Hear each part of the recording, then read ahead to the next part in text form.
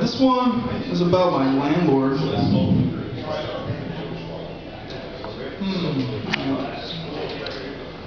Our landlord is amazing. He's always in the same clothes. He always has this look on his face like he just smelled something really bad. But it's just because his glasses are too big for his face, and he has to wrinkle his nose to keep them up. He has a cosmic pompadour with asteroid belts of dandruff. He owns the restaurant below us, and the food is amazing, and so is he. He sits in the window of the place with his arms crossed and his head up like stone. When we walk by, he comes out asking us questions that he never lets us answer. When we first moved in, he told us how to do the simplest things, like how to get the key in the door, how to work the blinds, how to turn on the stove. He repeats everything twice because he thinks that we're idiots, just like him. And the top of one of his ears is lopped off. I'm afraid to ask him how that happened.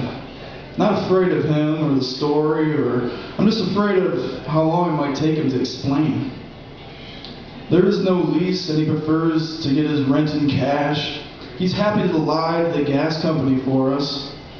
I avoid him as much as possible, but I'm glad he's there. I can't believe he's real.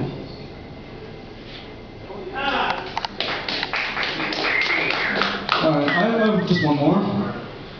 This is called The Choir Cats. This kind of came out of the feeling of talking politics or talking art. So many times, coming just out of art school, it seemed like we were just making art for other artists, and a lot of circular notions going around.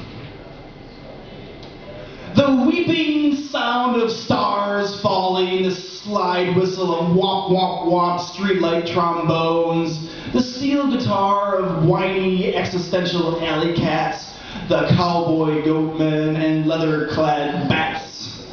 Art school echoes, the swishing of sound of raised eyebrows, the gangsters trying to convince the world that they have money, and the neo-punks trying to convince the world that they don't. Egos full of hot air trying to stay afloat. Here we go again with the same old song. Maybe it's just been one symphony all along. Blowing smoke ring echoes, howling out a hollow halo. It's okay, we're there anyway. And then through the circle I saw the mirror go clearer and fade into the abyss. But all of us were in the peripheral, speaking with mere presence. And in the middle was the collective answer without sentence. And I asked, what does all this goodness do? And it answered, I do